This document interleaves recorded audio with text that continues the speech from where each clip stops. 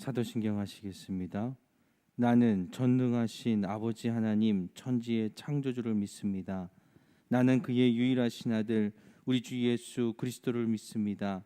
그는 성령으로 잉태되어 동정녀 마리아에게서 나시고 본디오 빌라도에게 고난을 받아 십자가에 못 박혀 죽으시고 장사된 지 사흘 만에 죽은 자 가운데서 다시 살아나셨으며 하늘에 오르시어 전능하신 아버지 하나님 우편에 앉아 계시다가 거기로부터 살아있는 자와 죽은 자를 심판하러 오십니다.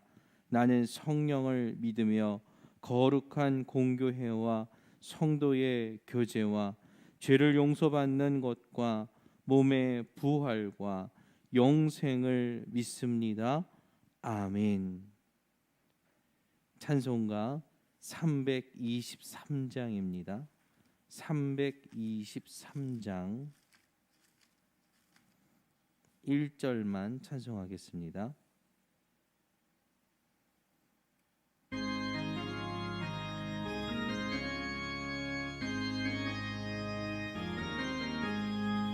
푸른 바다 나선 이목 어디든지 가오리다. 괴로우나 즐거우나 주만 따라가오리니 어느 누가 막으리까 죽음인들 막으리 어느 누가 막으리까 죽음인들 막으리까. 아멘.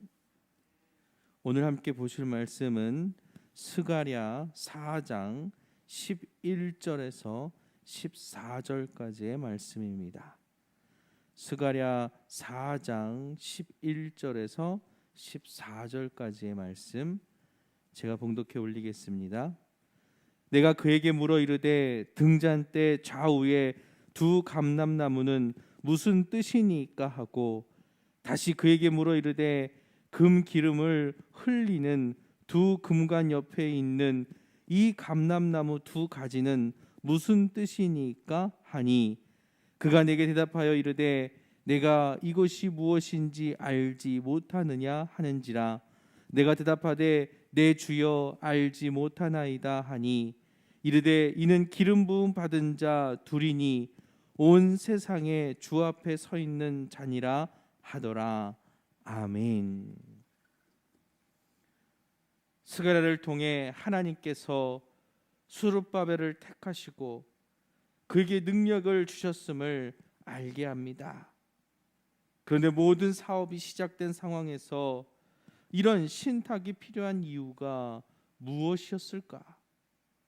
아마도 스룹바벨이 바사 왕에 의해 세워진 총독이기에 유다 지도자로서의 정당성이 부족했을 것입니다.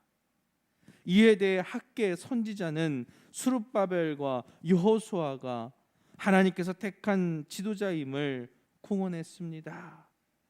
그리고 스가랴도 이 부분에 대해 스룹바벨이 하나님의 택하심을 받은 자, 기름 부음 받은 자로 규정하고 있습니다.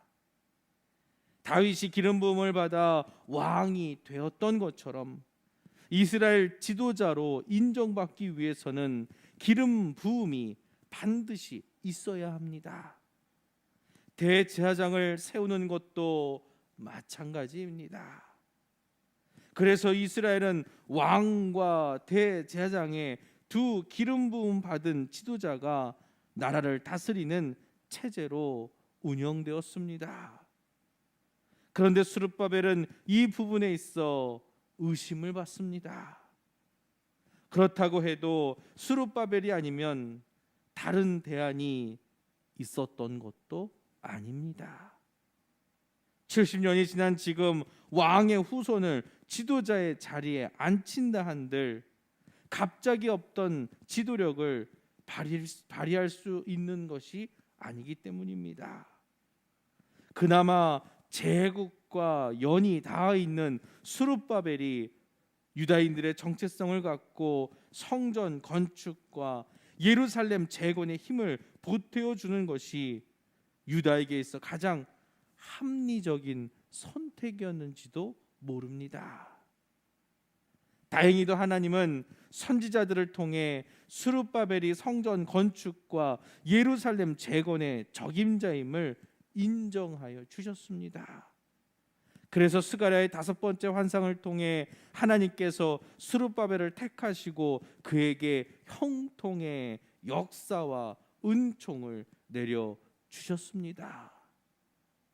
11절 내가 그에게 물어 이르되 등잔 때 좌우에 두 감람나무는 무슨 뜻이니까 하고 다시 그에게 물어 이르되 금기름을 흘리는 두 금관 옆에 있는 이 감람나무 두 가지는 무슨 뜻이니까 하니 스가랴는 다시 한번 천사에게 환상이 의미하는 바가 무엇인지 묻습니다. 순금 등잔 때 양옆에 있는 두 감람나무가 무슨 뜻이냐고 말입니다. 12절은 스가랴의 질문이 더 구체화되어 두 감람나무의 가지를 가리켜 질문합니다. 그러나 이는 동일한 질문이기에 나누어 볼 필요는 없습니다. 천사는 동일한 질문에 반복하여 답을 합니다. 13절 그가 내게 대답하여 이르되 내가 이것이 무엇인지 알지 못하느냐 하는지라 내가 대답하되 내 주여 알지 못하나이다 하니 이르되 이는 기름 부음 받은 자 둘이니 온 세상에 주 앞에 서 있는 자니라 하더라. 순금 등잔대 양옆에 두 감람나무의 가지를 의미하는 것은 기름 부음 받은 자들을 의미하는 것입니다. 그들은 다름 아닌 유다의 총독 스룹바벨과 대제사장 여호수아입니다.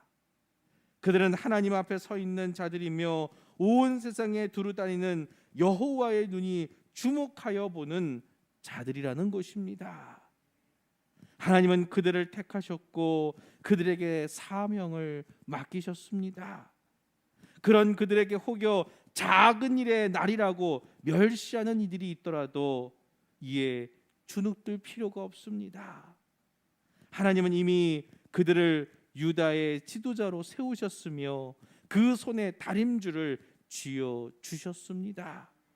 그리고 이를 보고 기뻐하셨습니다.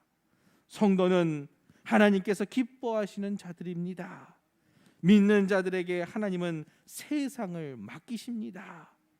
우리를 거룩한 나라 왕 같은 제사장으로 삼아 세상의 빛과 소금이 되게 하셨습니다.